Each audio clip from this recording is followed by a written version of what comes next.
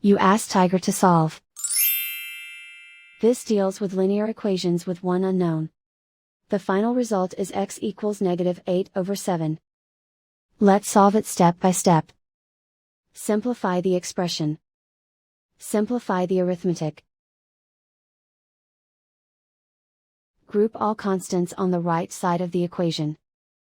Add 8 to both sides.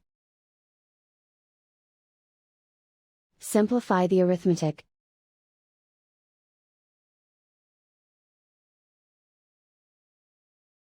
Isolate the x. Divide both sides by -7. Cancel out the negatives. Simplify the fraction. Move the negative sign from the denominator to the numerator.